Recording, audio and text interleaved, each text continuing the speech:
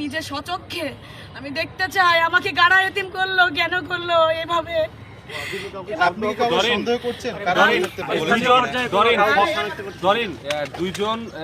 তিনজনকে গ্রেফতার করা হয়েছে, তার মধ্যে একজন আনোয়ারুল, একজন ফয়সাল। এরা আপনাদের বাবার সাথে গিয়েছিল, এদেরকে আপনি চিনেন? আমি চিনি না, কিন্তু আমি চিনতে চাই।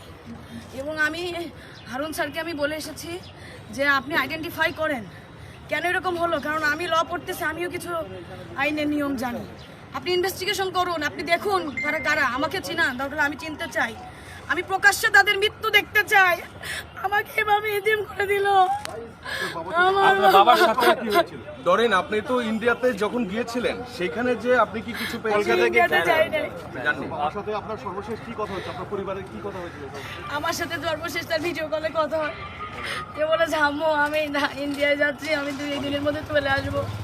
তোমার দাঁতের ডক্টরের কাছে দেখানোর কথা, তোমার 2 দাঁতের সমস্যা, আমি এসে তোমার আমি নিয়ে যাবো, তুমি যেও না।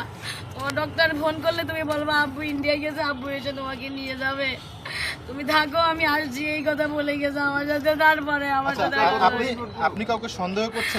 আমি সন্দেহ করছি না, কিন্তু কারা এগুলো আমি দেখতে চাই, তারপরে আমি আমার সন্দেহের কথা। কিন্তু আপনার পরিবার কি বলেছে কারোর সাথে তার শত্রুতা ছিল, কোনো মানে কোনো বিষয় নিয়ে কোনো না? আমি সমস্যা? এরকম কোনো কিছু পাচ্ছি না, এরকম কোনো কিছু আমি এখনো পাইনি।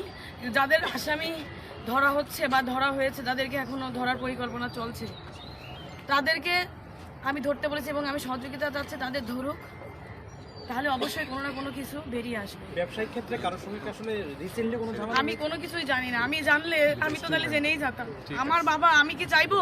আপনারা বলেন, আপনার কাছে অনুরোধ, আমার বাবা, আপনারা সহযোগিতা করেন, আপনারা আলোড়ন সৃষ্টি করেন। আমি মাননীয় প্রধানমন্ত্রীর মেয়ের মতন, সে আমার মায়ের মতন, আমি তার দৃষ্টি আকর্ষণ করতে চাই। সে আমাকে যথেষ্ট হেল্প করছে, সে আমাকে মায়ের মতন করেই বলছে যে তুমি চিন্তা করো না। আমাকে সে প্রথম দিন তার সাথে আমার রবিবারে রাত 9টা 21 কথা হয়, যেদিন আমার বাবার আর মিসিং এর কথা।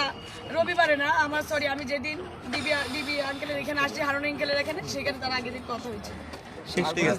প্রধানমন্ত্রীর হস্তক্ষেপ কামনা করছি, সে করছে। প্রধানমন্ত্রী আমার আশ্বস্ত করেছে, আমি ইনভেস্টিগেশন চালাচ্ছি, আমি সব রকম চেষ্টা করতেছি।